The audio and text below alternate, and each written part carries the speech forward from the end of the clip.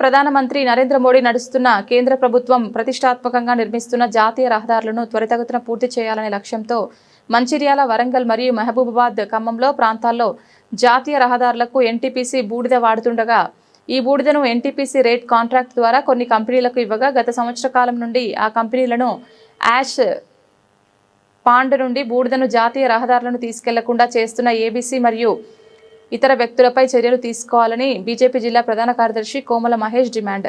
NTPC Ramagundam నుండి వేల టన్నుల బూడిద వస్తుండగా అదే రీతిలో దానిని ఉపయోగించి ఈ ప్రాంత పర్యావరణ సమతుల్యత కాపాడాలనే తలంపుతో ఎన్టీపీసీ ఎప్పటికప్పుడు బూడిదను కాల్చేయాలని భావించగా ఇక్కడ కొంతమంది గుండాలుగా వ్యవహరిస్తూ మిషన్ పెట్టకుండా లారీలను లోడ్ చేయకుండా విఘాతం కలిగించాడని బీజేపీ తీవ్రంగా వ్యతిరేకిస్తోంది.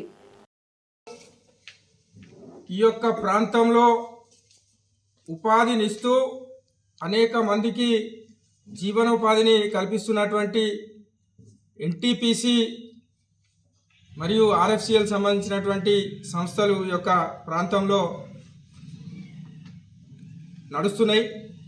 అయితే ఈ యొక్క ప్రాంతంలో ఎన్టీపీసీలో జరుగుతున్నటువంటి ఒక పెద్ద మాఫియా గురించి ఈరోజు మీ ముందట పెట్టడానికి నేను రావడం జరిగింది.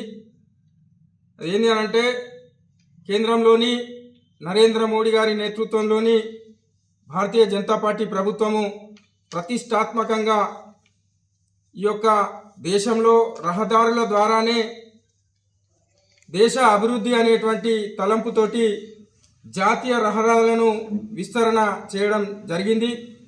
అయితే దానికోసం ఎన్టీపీసీ లాంటి సంస్థల నుండి బూడిద రవాణా జాతీయ రహదారులకు ఉచితంగా చేస్తూ జాతీయ రహదారుల విస్తరణ ధ్యేయంగా పనిచేస్తున్నటువంటి పార్టీ భారతీయ జనతా పార్టీ.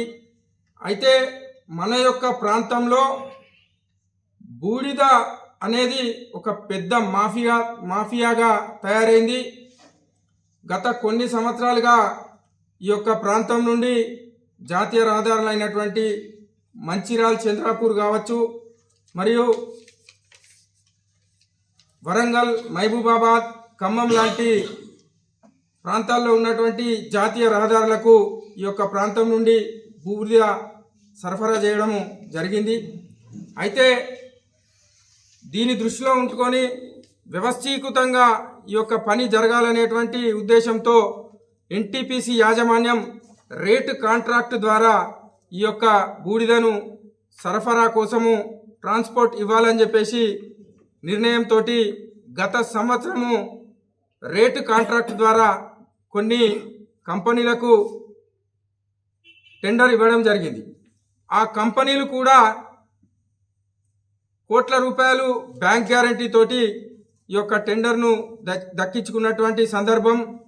అయితే ఈ టెండర్ అయిన తర్వాత ఎన్టీపీసీలో ఉన్నటువంటి డ్యాక్ ఏదైతున్నదో యాష్ పాండ్లను దాంట్లో వాళ్ళను మిషన్ పెట్టకుండా, అలాగే యాష్ను రవాణా చేయకుండా ఒక మాఫియా ఏబీసీ రెడ్డి లాంటి అతనితో పాటుగా కొంతమంది మాఫియాగా తయారై ఈ యొక్క ప్రాంతంలో